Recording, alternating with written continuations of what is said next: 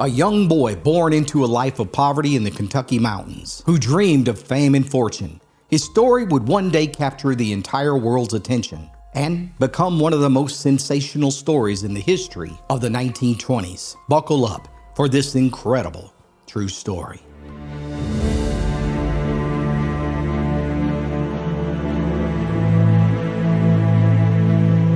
Our story begins in the summer of 1887, in a remote bend of the Green River, deep within Edmonson County, Kentucky. It was a land where the limestone rose from the earth like broken teeth, and the soil was so thin and rocky that it seemed a miracle that anything grew in it at all. The Collins family, like most folks in the region, lived lean off the land, eking out a living from patches of corn, a small garden, and whatever game or fish they could catch. It was here that a curious boy named Floyd was born.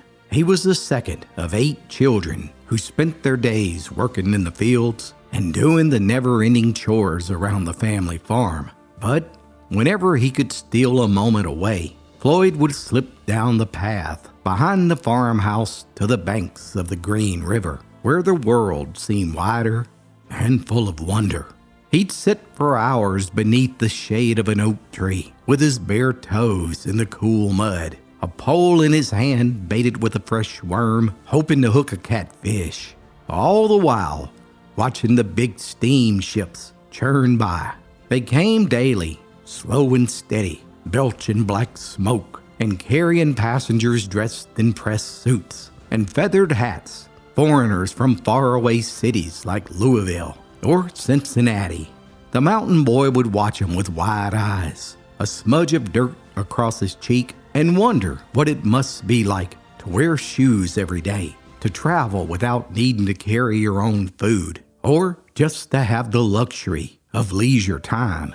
But you see, although this area was riddled with poverty, it had long attracted the wealthy from around the world ever since the early 1800s, when Europeans first discovered a vast subterranean world that lay just beneath the surface, full of breathtaking views, underground waterfalls, and even rivers. That's right, kings and queens and American presidents alike had traveled here to see what was referred to as the 8th wonder of the world, the majestic Mammoth Cave, an underworld paradise, and the largest underground labyrinth on planet Earth, buried beneath this remote stretch of Kentucky mountains, containing prehistoric artifacts, drawings, and writings that were over 5,000 years old. The mystery of this underground world attracted philosophers, intellectuals, and the curious from all over the world.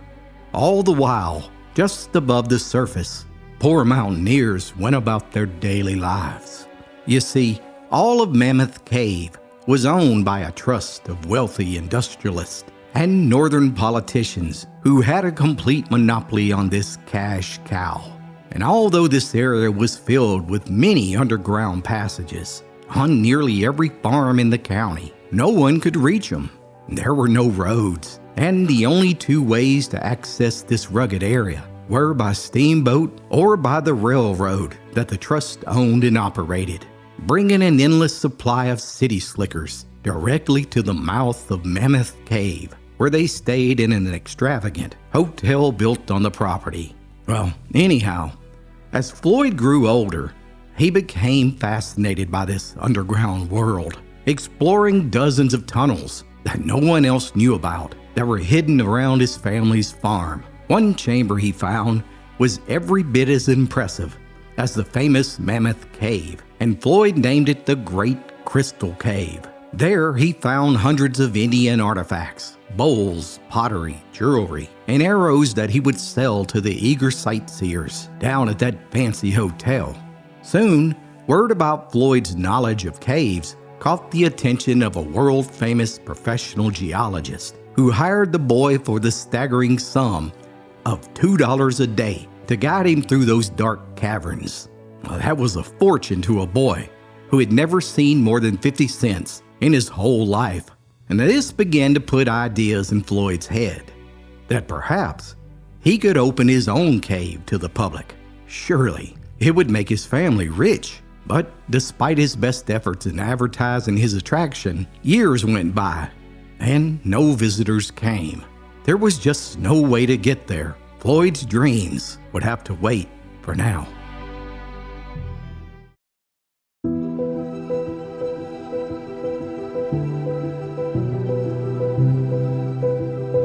However, this all began to change in 1904 when the Mammoth Cave Company cut a gravel road through the wilderness in hopes of bringing in a new stream of city folk via the latest and greatest mode of travel, the automobile. And sure enough, the people came, stirring up a cloud of dust 7 days a week, heading to the tourist attraction. The scenic road passed dozens of farms as it zigzagged and meandered through the beautiful hillsides, and soon became the preferred method for travel. Now that set the poor farmers to thinking, heck, every one of us has holes in the ground on our farms. We'll just put up some signs on that there road and see if we can get some of that money for ourselves. And in true cunning Appalachian mountain fashion, they did exactly that.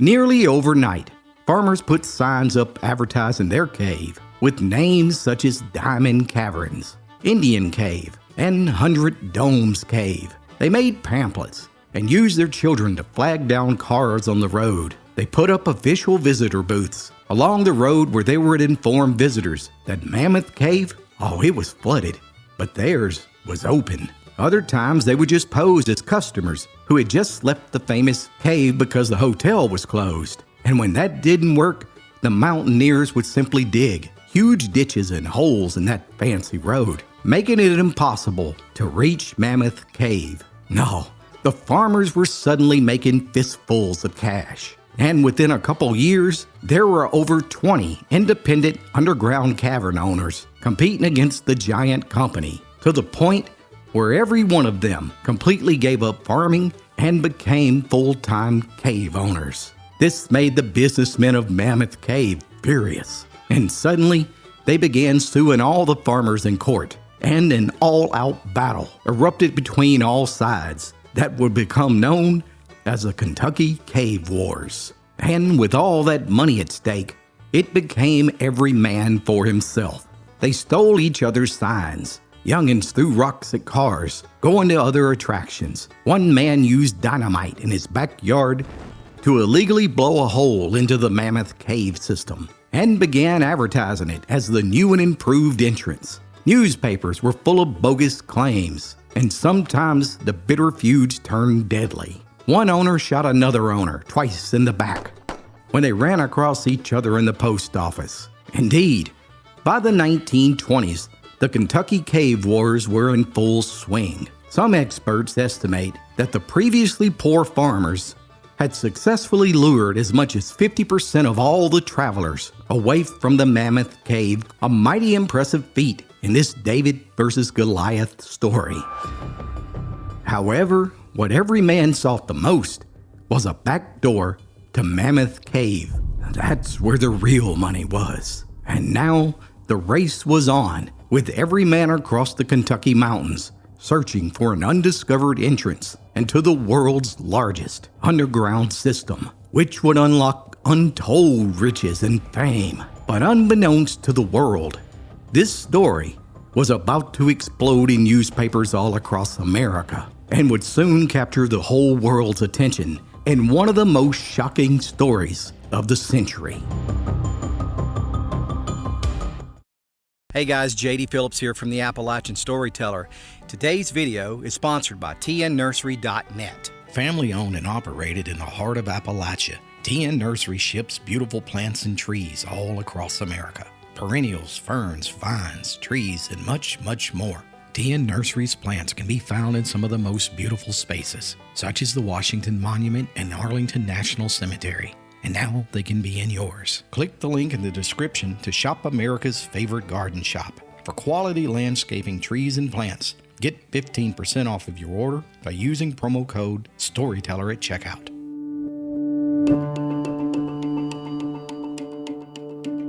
By now, Floyd was 30 years old and had grown up in the midst of the Kentucky Cave Wars. He had spent his entire life exploring this underground world. Oh, he was fearless and well known throughout the area.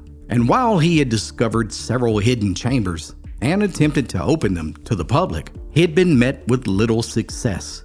What he really needed was to find that secret entrance to the world-famous Mammoth Cave along the only road in the area. With this in mind, Floyd worked out a deal with several farmers along that road that would allow him to explore their property in search of an unknown entrance. And if and when he did discover it, Floyd and the farmer would go into business together as partners and surely become wealthy in the process.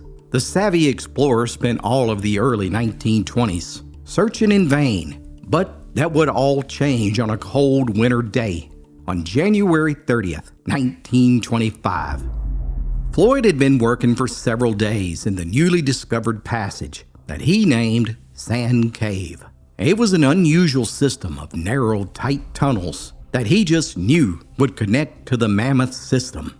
Working with little more than a kerosene lamp, he made his way deeper and deeper into the damp hole, and he had to use his stomach muscles to inch further into the bowels of the unknown pit. After working for hours, suddenly his lamp went out and he found himself in complete darkness, 200 feet down in the claustrophobic dungeon. Oh, he knew this was a bad situation and promptly decided to inch his way back out of the slimy, wet hole. It was so narrow that his arms were pinned against his side as he used his feet to push his way forward, when suddenly he heard a rumble in the darkness. And right then, an uneasy, ominous feeling crept into Floyd's stomach, and he kicked with his left leg, trying to thrust his body forward. But just then, the ceiling gave way, and a huge rock completely pinned his leg. Floyd screamed in pain and frantically tried to use his other leg to free himself when the entire ground rumbled, and then the whole ceiling collapsed.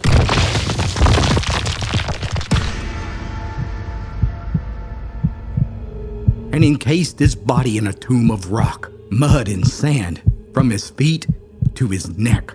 He was completely alone and paralyzed in total darkness. A terrifying fear consumed him as he frantically screamed into the void for hours, struggling to move even his fingertips, until his throat was completely raw and he passed out from exhaustion. Over and over, he woke up from this nightmare, screaming into the pitch blackness, only to realize this wasn't a dream. The only sound in the chamber was that of a slow, steady drop of water from up above that fell onto Floyd's face every few seconds like clockwork. At first, he didn't pay much attention to it, but as the hours went by, it became as torturous as the boulders that pinned his body.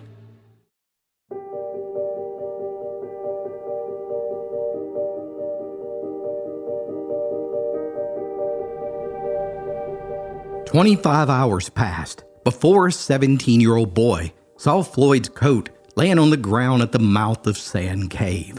The teen screamed into the void of darkness, "Mr. Floyd, are you in there?"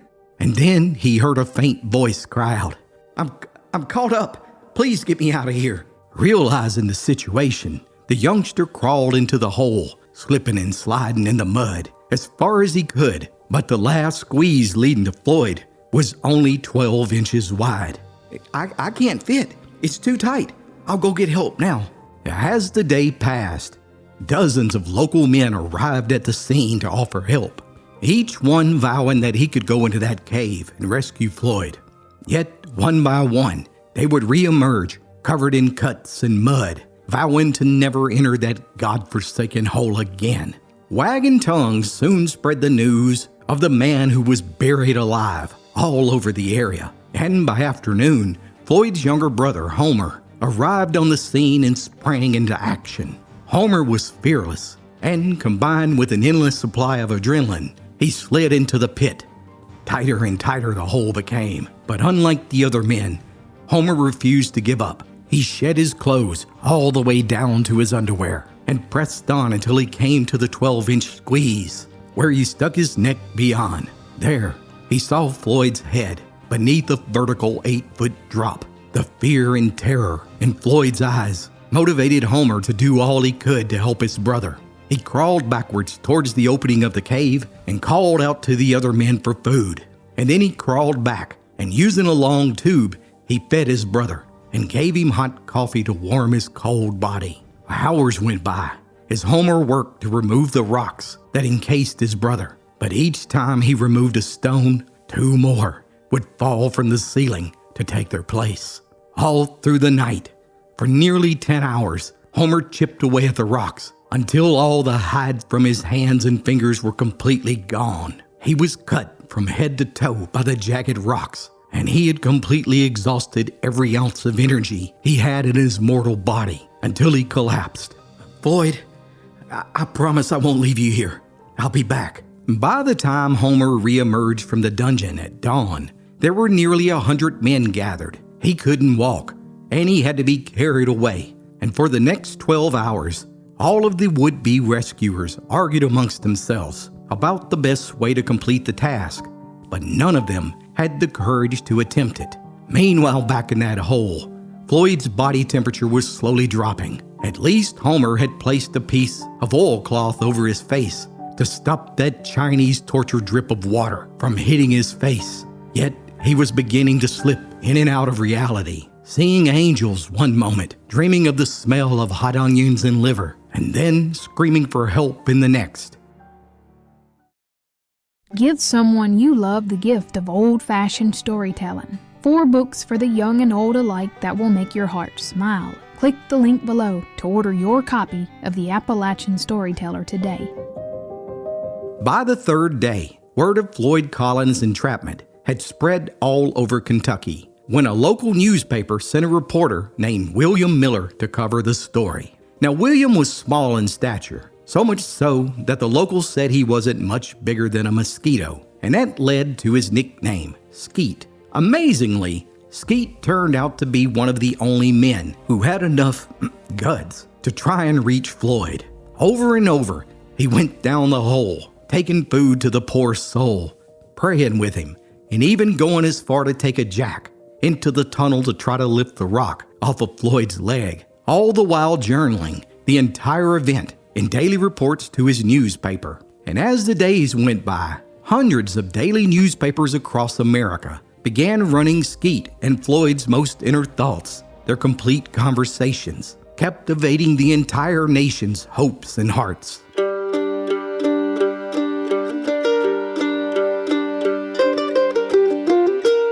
Days went by, along with countless rescue attempts involving pulley systems, ropes, talks of amputating Floyd's leg, and even digging a 60-foot pit through the granite rocks down to the entrapped man. All the while, a new technology that was barely 5 years old, called the radio, had picked up on Floyd's story. Now you have to keep in mind that in 1925, nearly all of the programming on radio was music. And news? Well, that was handled strictly by newspapers. But all that changed when a radio station began broadcasting live outside of the cave scene with hourly updates. Folks across the nation stopped reporting to work and instead gathered around with their wives and children in their living rooms around radio speakers, hanging on every word as the drama in Kentucky played out. 10,000 people flocked to the area that had no hotels, restaurants, or even bathrooms. Fields became parking lots, and foreigners began paying top dollar to sleep anywhere they could, including some farmer's bathtub for overnight. The scene became so overwhelming that the Kentucky governor sent in the National Guard to secure the rescue area and fight back the crowds. Vendors set up and began selling hamburgers, hot dogs, while families who had traveled from the city spread out their blankets on hillsides and had joyful picnics. Canny mountaineers, looking to make $1, began selling home-brewed white lightning, while snake oil salesmen peddled miracle cures that were little more than balsam oil in a bottle. All the while, children sold balloons stamped with the words, Sand Cave Festival. Meanwhile, back at the scene, time was running out while the rescue attempts continued. The opening of the cave was widened and shored up with boards. A string of electric lights now reached all the way down to Floyd and were placed around his neck to help keep him warm. Yet, with so many people in and out of that tunnel and several rainy days, the earth became saturated and began to swell and crumble, leading to a roof collapse in which Homer and Skeet went back in to clear the way, only to have another, more devastating collapse occur. It was clear, it was too dangerous to enter that cave again, and soon the National Guard took over the rescue attempts, and against Homer's wishes, they banned him from the rescue operations, where they began digging a vertical shaft where they estimated they would be able to dig 4 feet an hour, and it would only take 30 hours to reach Floyd. But as the days grinded by, the granite mountain slowed the digging to a mere 4 inches an hour. All the while, the outside world speculated whether Floyd was dead or alive.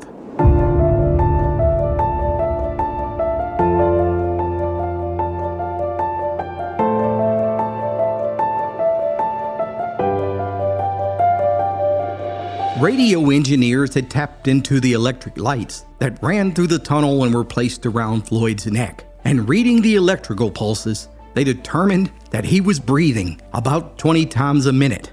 With renewed hope, frantically the workers dug while the world held their collective breath in front of the radios broadcasting live. 17 days alone in the darkness of the cold earth, with the last 12 days without food or water. Finally, a pickaxe broke through the darkness of Sand Cave, while cave crickets scattered everywhere.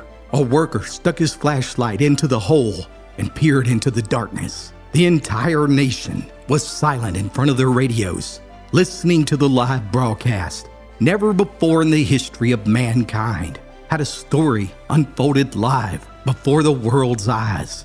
And a few moments later, the rescuer pulled his head back out of the hole with tears running down his face. It was too late. Floyd Collins had been dead for 3 days. Floyd Collins' story captivated the entire world's attention in 1925 and became one of the top news stories in the years between the First and Second World Wars. Floyd had spent his entire life trying to discover a cave that would unlock fame and fortune for him. The irony of this story is that in death, he actually did achieve it. You see, at first, Floyd's body was left in Sand Cave, and the shaft was filled in by the Kentucky National Guard. However, Floyd's brother, Homer, couldn't live with the thought of his brother still being down in that cave. So he reopened the shaft and extracted Floyd's remains 2 months later and buried Floyd on the Collins family farm. However, the story doesn't end there. You see, 2 years later, in 1927, the hard times of the looming Great Depression caused Floyd's father to sell the family farm for $10,000 to a dentist. And as soon as the new owner took possession of the property, he promptly dug up Floyd's body and put it on display in the Great Crystal Cave that Floyd had discovered earlier in his life. And for 10 cents, visitors to the cave could take a peep through a small glass window in the coffin. Folks came by the thousands until one night someone stole Floyd's body. The next day, bloodhounds were used to scour the forest above the cave, where they found Floyd's skeleton laying on the banks of the Green River where he had grown up. Only now, his leg was missing. The body was once again placed in the glass coffin, and this time a heavy lock and chain was wrapped around it. By 1941, the government finally stepped in and bought all the caves in the area and turned the entire Mammoth Cave system, including the Great Crystal Cave, into America's 26th National Park. And they blocked access to Floyd's body. Finally, in 1989, 64 years after Floyd's death, his family finally convinced the government to allow them to bury Floyd one final time in the Mammoth Cave Baptist Church Cemetery where he rests today. As for that rock that pinned Floyd down in that cave, it turns out that it was only 27 pounds. And in true Kentucky Cave Wars fashion, it was placed on display in a rival cave where folks could lift the rock and have their photo taken with it for a nickel apiece. Wow, what a bizarre story. I still don't know what to make of it all. I look forward to your thoughts in the comments below. Till next time, my friends, thanks so much for watching this episode, and be sure to like and subscribe for more true stories from Appalachia's past.